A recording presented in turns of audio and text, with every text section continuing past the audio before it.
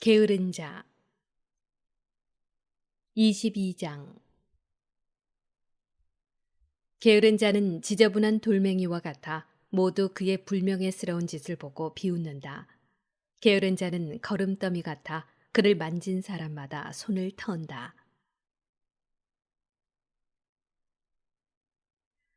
못된 자녀 못 배운 자식은 그를 낳은 아버지에게 수치가 되고 그런 딸은 그에게 손실이 된다. 현명한 딸은 좋은 남편을 얻지만 수치스럽게 된 딸은 낳아준 아버지에게 슬픔이 된다. 건방진 여자는 제 아버지와 남편을 부끄럽게 하고 그 둘에게 천시를 당한다. 때에 맞지 않은 말은 초상집의 풍악과 같지만 회초리와 훈육은 언제나 지혜로 통한다. 양식 걱정 없이 바르게 사는 자녀들은 제 부모의 비천한 가문을 감추어준다.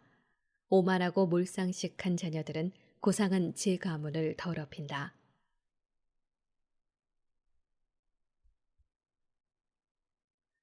구제불능인 어리석은 자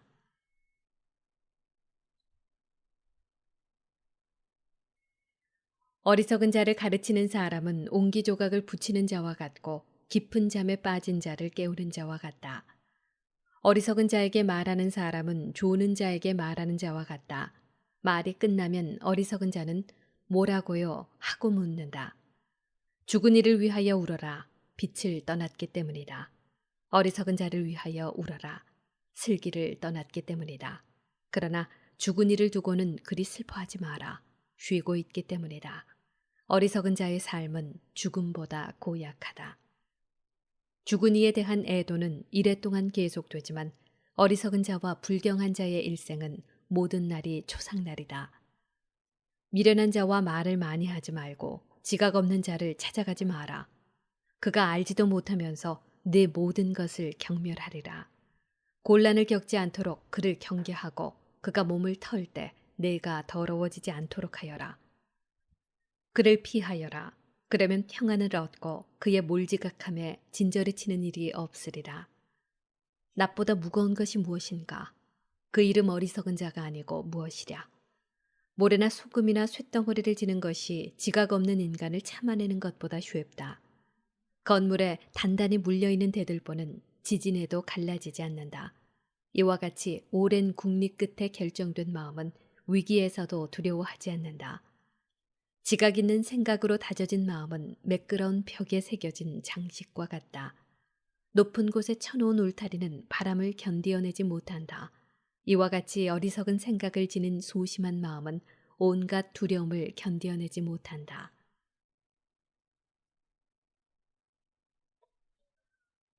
우정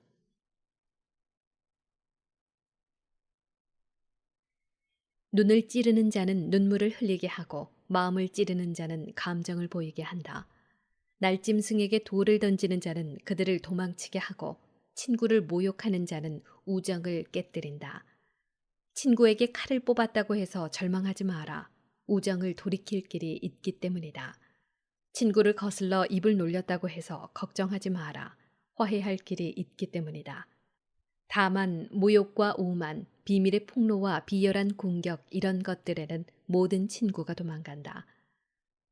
이웃이 궁핍할 때 그의 신임을 얻어라. 그가 잘 될 때 함께 배부르게 되리라. 시련을 당하는 이웃 곁에 머물러 있어라. 그가 유산을 상속받을 때 너도 한 몫을 얻으리라. 사실 겉만 보고 경멸해서도 안 되고 지각 없는 부자를 보고 경탄해서도 안 된다. 화덕에서 불이 일기 전에 김과 연기가 나오듯이 피 흘림이 있기 전에 욕설이 먼저 있다. 나는 친구를 보호하는 것을 수치로 여기지 않고 그 앞에서 나 자신을 숨기지도 않는다. 그러나 그 친구 때문에 내게 불행이 닥친다면 그 소식을 들은 사람은 누구나 그를 경계하게 되리라.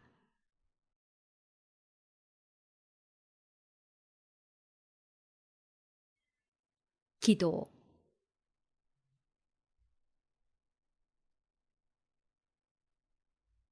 누가 제 입에 파수꾼을 두고 제 입술에 단단한 봉인을 쳐 입술로 말미암아 제가 실수하고 제 혀가 저를 파괴하는 일이 없도록 하겠습니까? 23장 제 생명의 주인이신 아버지 주님, 그들의 음모에 저를 넘기지 마시고 그들 때문에 제가 걸려 넘어지지 않도록 해 주소서. 누가 제 생각에 채찍질을 하고 제 마음에 지혜로운 교훈을 내려 제 잘못을 그냥 두지 않고 저의 죄악을 그냥 넘기지 않도록 도와주겠습니까?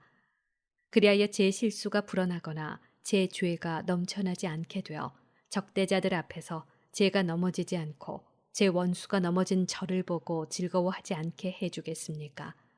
또 누가 당신의 자비에 대한 희망이 그들에게서 멀리 있도록 해주겠습니까? 제 생명의 하느님이신 아버지 주님, 저에게 오만한 눈길을 허락하지 마시고 제게서 욕망을 멀리하여 주소서. 식욕과 색욕이 저를 지배하지 말게 하시고 부끄러움을 모르는 욕정에 저를 넘기지 마소서.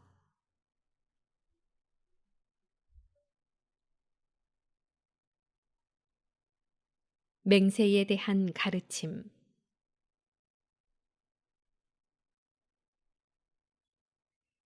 얘들아, 말에 대한 훈계를 들어라. 그것을 따르는 이는 결코 실수하지 않으리라. 죄인은 제 입술로 말미암아 붙잡히고 험담거와 오만한 자도 제 입술로 말미암아 걸려 넘어지리라. 내 입에 맹세하는 버릇을 들이지 말고 거룩하신 분의 이름을 습관적으로 부르지 마라. 끊임없이 문초를 당하는 종이 상처가 가시지 않듯 언제나 그분의 이름을 부르며 맹세하는 자도 결코 죄악에서 깨끗해지지 못하리라. 맹세를 많이 하는 사람은 범법으로 가득 차고 징벌의 채찍이 그 집을 떠나지 않으리라. 그가 맹세를 어기면 죄악이 그와 함께 머물고 분별 없이 맹세를 하면 죄가 갑절로 무거워지리라. 그가 헛맹세를 하면 의롭게 되지 못하리니 그의 집이 온갖 재앙으로 가득 찰 것이기 때문이라.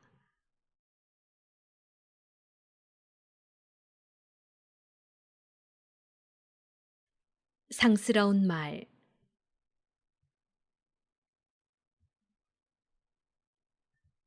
어떤 언사는 죽음과도 비교할 수 있는데 그것이 야곱의 유산 가운데에서는 발견되지 않기를 바란다. 경건한 이들은 그 모든 언사와 거리가 멀어 그들은 죄악에 빠져들지 않으리라. 무식하고 상스러움에 내 입을 길들이지 마라. 죄스러운 말이 거기에 담긴다. 고관들과 자리를 함께 할 때는 내 아버지와 어머니를 기억하여라. 그렇지 않으면 그들 앞에서 너 자신을 잊은 채 습관대로 미련하게 굴지도 모른다. 그때에는 차라리 태어나지 않았더라면 하면서 내가 태어난 날을 저주하리라. 상스러운 말을 습관적으로 쓰는 사람은 평생 그 버릇을 고치지 못한다.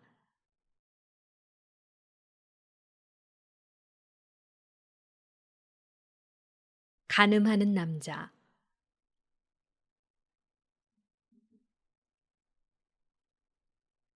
두 부류의 사람이 죄악을 불어나게 하고 세 번째 부류는 진노를 불러들인다. 타오르는 불꽃처럼 뜨거운 욕정은 다 탈 때까지 꺼지지 않으리라. 제 살부치와 음행을 저지르는 자는 그 불이 그를 태울 때까지 멈추지 않는다. 음행을 저지르는 자에게는 온갖 음식이 달다. 죽을 때까지 그는 실증 낼 줄을 모른다.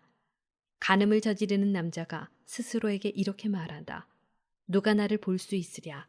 어둠이 나를 감싸고 사방의 벽이 나를 숨겨주니 아무도 나를 볼 수 없다. 그러니 무엇 때문에 내가 걱정하랴. 지극히 높으신 분께서도 내 죄악들을 기억하지 못하시리라. 그가 두려워하는 것은 사람들의 눈이다. 그는 주님의 눈이 태양보다 만 배나 밝으시다는 것을 알지 못한다. 주님의 눈은 사람들의 온갖 행로를 지켜보시고 숨은 구석까지 낱낱이 꿰뚫어 보신다. 만물은 창조되기 전에 이미 그분께 알려졌고 창조가 끝난 후에도 그러하다. 이런 자는 성읍거리에서 벌을 받고 뜻하지 않은 때에 덜미를 잡히리라.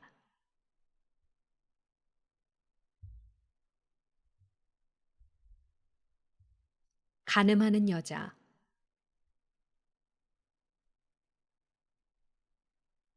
제 남편을 떠나 다른 남자에게서 상속자를 낳은 여자도 마찬가지다. 첫째, 그 여자는 지극히 높으신 분의 율법을 어기고, 둘째, 제 남편을 거슬러 죄를 지었으며, 셋째, 음행으로 간통죄를 짓고 다른 남자에게서 자식을 낳았기 때문이다. 이런 여자는 회중 앞에 끌려 나오게 되고 그 벌이 그 여자의 자식들에게 미치리라. 그 여자의 자식들은 뿌리를 내리지 못하고 그 여자의 가지들은 열매를 맺지 못하리라. 그 여자의 기억은 저주로 남게 되고 그 여자의 치욕은 결코 지워지지 않으리라. 후대의 사람들은 주님을 경외함보다 좋은 일이 없으며 주님의 계명을 지키는 것보다 감미로운 일이 없다는 사실을 깨닫게 되리라. 하느님을 따르는 일은 커다란 영광이고 그분께 받아들여지는 일이 곧 장수하는 것이다.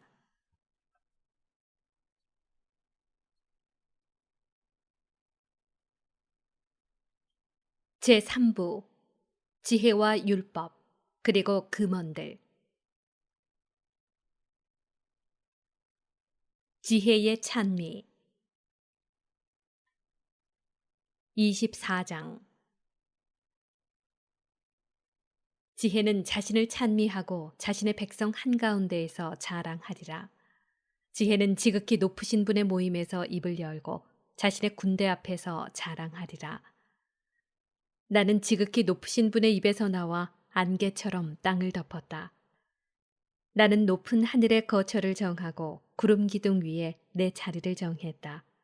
나 홀로 하늘의 궁창을 돌아다니고 시면의 바닥을 거닐었다. 바다의 파도와 온 땅을, 온 백성과 모든 민족들을 다스렸다. 나는 누구의 땅에 머물까 하고 이 모든 것 가운데에서 안식처를 찾고 있었다. 그때 만물의 창조주께서 내게 명령을 내리시고 나를 창조하신 분께서 내 천막을 칠 자리를 마련해 주셨다. 그분께서 말씀하셨다.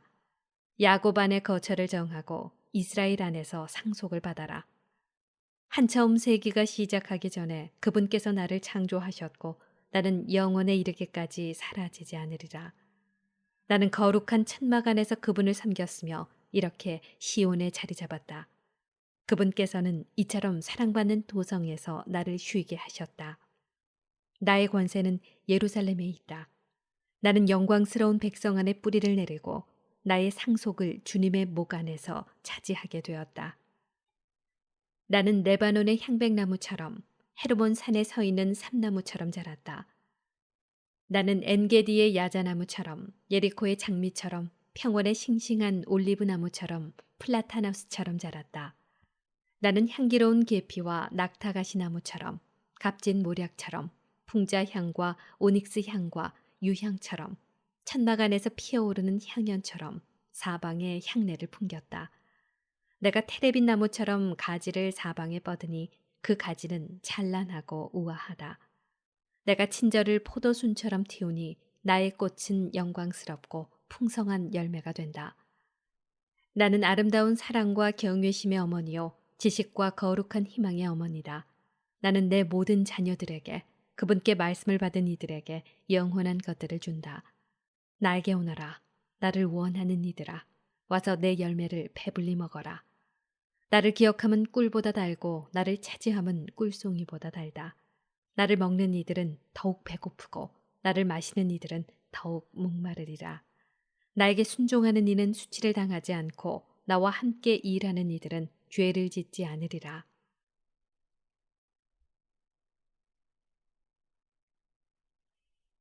지혜와 율법. 이 모든 것은 지극히 높으신 하느님의 계약에 그리고 야곱의 회중의 상속 재산으로 모세가 우리에게 제정해 준 율법이다. 주님 안에서 끊임없이 강해지고 그분께서 너희를 강하게 하시도록 그분께 매달려라. 전능하신 주님 홀로 하느님이시고 그분 말고 아무도 구원자가 될 수 없다. 율법은 지혜를 피손강처럼 첫 수확기의 티그리스 강처럼 흘러넘치게 한다. 율법은 지식을 유프라테스 강처럼 추수기의 요르단 강처럼 넘쳐 흐르게 한다. 율법은 교훈을 나일강처럼 포도 수확기의 기혼샘처럼 쏟아낸다. 첫 사람도 지혜를 완전히 알 수 없었고 마지막 사람도 지혜를 완전히 깨닫지 못하리라. 지혜의 생각이 바다보다 풍부하고 지혜의 의견이 큰 시면보다 깊기 때문이다. 나로 말하면 강에서 끌어낸 운하와 같고 정원으로 이어지는 물길과 같다. 나는 내 동산에 물을 대고 꽃밭에 물을 주리라 하였다. 보라, 내 운하가 강이 되고 내 강이 바다가 되었다. 나는 교훈을 새벽빛처럼 다시 밝히고 그 빛을 멀리까지 보낸다. 나는 가르침을 예언처럼 다시 쏟아붓고 세세대대로 그 가르침을 남겨주리라. 보라, 나는 나만을 위해서가 아니라 지혜를 찾는 모든 이를 위해 애썼다는 것을 알아라.